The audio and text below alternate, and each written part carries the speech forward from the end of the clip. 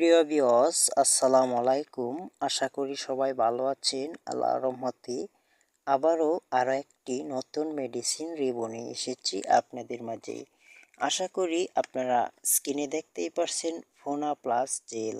আজ আমরা এই ভিডিওতে জানবো এই ফোনা প্লাস জেলটি কেন বা কিভাবে ব্যবহার করবেন, এর কাজ কী ও ব্যবহার বিধি, পার্শ্ব প্রতিক্রিয়া সম্পর্কে। তার আগে আমরা জেনে নেব ফোনা প্লাস জেলের পরিচিতি। ফোনা প্লাস জেল বাজারজাত করে থাকে স্কয়ার ফার্মাসিউটিক্যালস লিমিটেড। এর গ্রুপ নেম বা জেনেরিক নেম হচ্ছে অ্যাডাপালিন বিপি এবং বেনজোল পাইরোক্সাইড বিপি। তো এবার আমরা জেনে নিব ফোনা প্লাস জেলের কাজ কী। ফোনা প্লাস জেলের কাজ হচ্ছে মূলত মুখের ব্রণের সমস্যায় ব্যবহার করা হয়।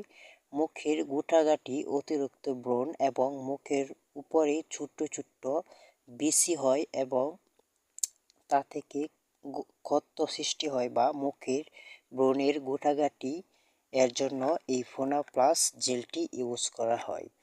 তো ফোনা প্লাস জেলের মূলত কাজ হচ্ছে মুখে গুটাগাটি এবং ব্রণ এবং মুখে অতিরিক্ত ব্রণ বিশ্রী দেখা যায় এমন সব ব্রণের জন্য অত্যন্ত কার্যকরী বা গুটাগাটির জন্য খুবই একটি ভালো উন্নত মানের স্কয়ার কোম্পানির ক্রিম।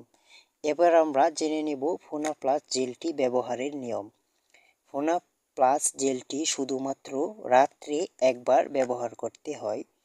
তবে এটি ব্যবহারের সময় অবশ্যই আপনাকে অল্প ওষুধ নিয়ে শুধুমাত্র যে জায়গায় গুটাগাটি বা ব্রণ সে জায়গায় ব্যবহার করবেন। পুরো মুখে দেওয়ার কোনো প্রয়োজন নেই। ফোনা প্লাস জেলটি অবশ্যই আপনাকে অল্প পরিমাণে ব্যবহার করতে হবে এবং বেশিক্ষণ ম্যাসেজ করতে হবে। ফোনা প্লাস জেলের পার্শ্ব প্রতিক্রিয়া।